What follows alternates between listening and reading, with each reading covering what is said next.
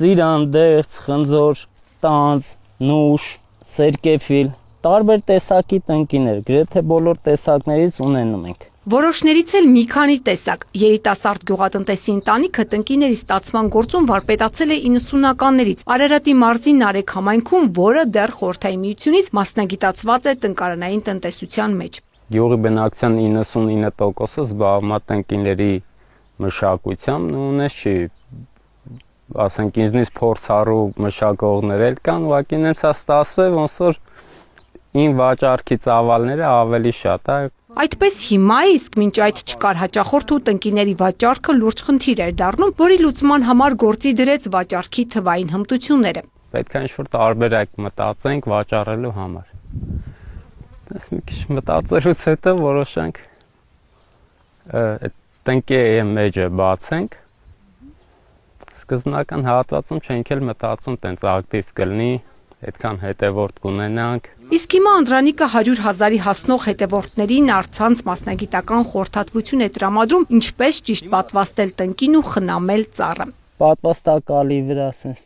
տեղաձև կտրվածք ենք անում, հետո բացում ենք կտրվածքը, կեղևը։ Եթե կեղևը նորմալ անջատվում է բնափայտից, այսինքն նորմալ կարանք պատվաստ անենք իրան։ Հետո պատվաստանյութից հանում ենք արդեն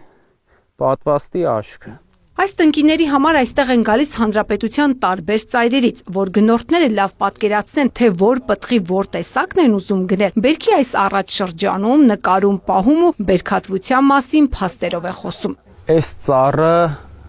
5-6 տարեկան ծառը։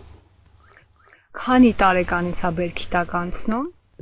Նմուշ ինքը տալիս է, երրորդ տարվանից սկսում է նմուշ տալ։ Հիմնական Բերքի այս տարիքից 4, 5, 6 տենց կախված մշակությունից, կախված հողի որակից մեծ նշանակություն ունի, հողի որակը մշակություն։ Անդրանիկն ասում է, գյուղատնտեսական զբաղմունքը բիզնեսի հասցնելու համար պահանջվեց երկար տարիների համառ ու նվիրված աշխատանք։ Պայտակ, որ շատ դժվար գործ ալնում, հոգնում եմ, հետո էլի անցնում եմ նույն դժվար գործից, որտեվ իմ գործը է սա, այս պահին։ Ու իմ գործը փորձում եմ սիրով անել։